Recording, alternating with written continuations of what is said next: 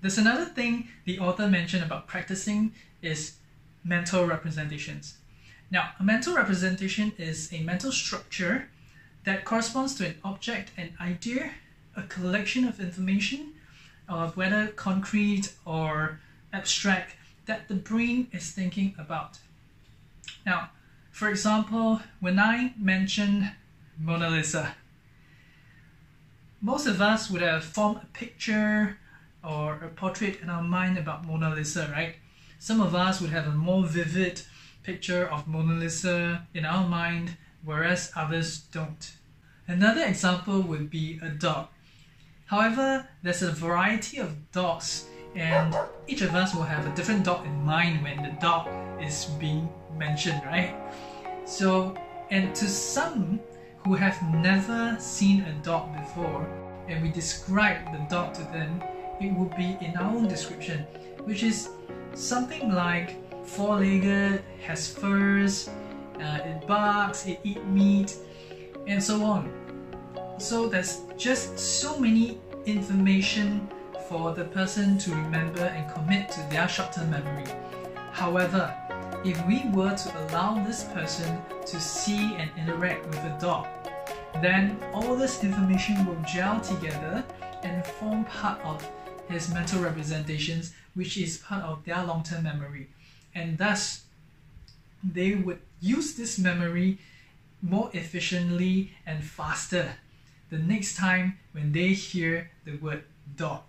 So in essence, these representations are pre-existing patterns of information, be it rules, facts, images, and so on, that are held in our long-term memory so that it can be used to respond quickly and effectively in certain types of situations, thus sidestepping our short-term memory.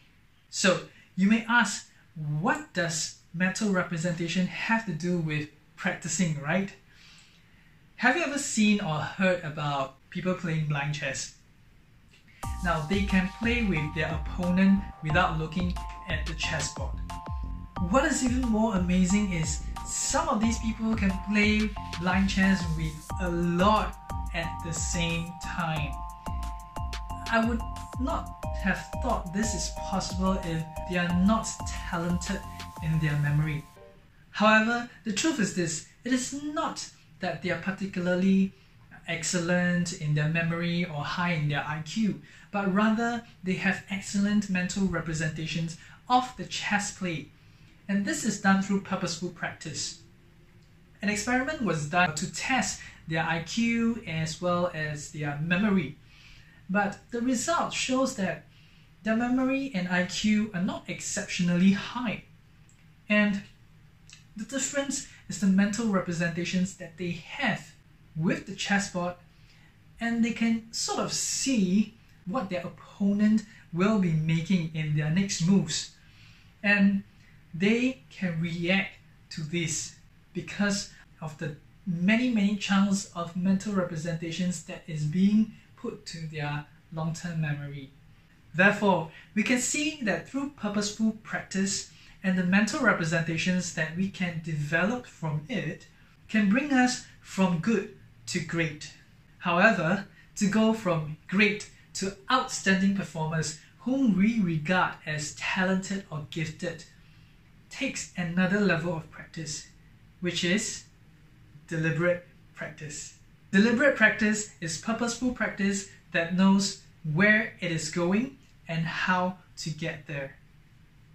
There are two major differences between deliberate practice and purposeful practice.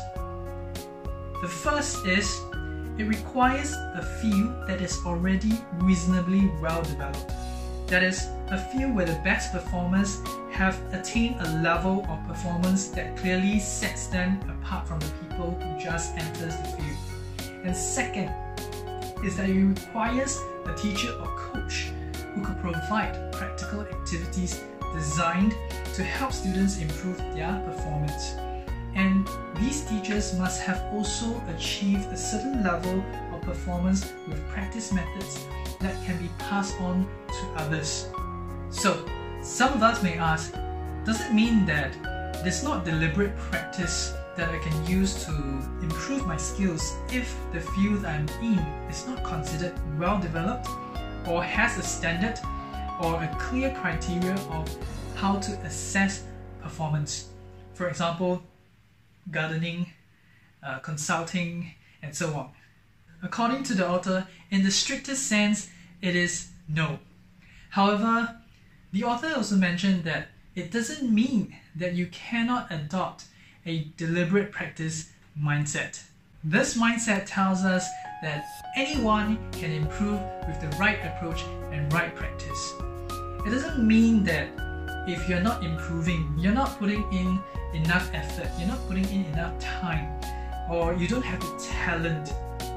It just means that you're not practicing the right way. Now, we have all heard about this practice makes perfect, right? But rather, it is practice makes permanent. Because if we are practicing it the wrong way, we're going to get it wrong, right? So, to say it more accurately, it would be the right practice makes progress. I hope this video has brought value to you. If it did, give me a thumbs up, comment below, or share it with a friend you care about, because you're not just sharing a video, you're sharing content that could make a difference in people's lives.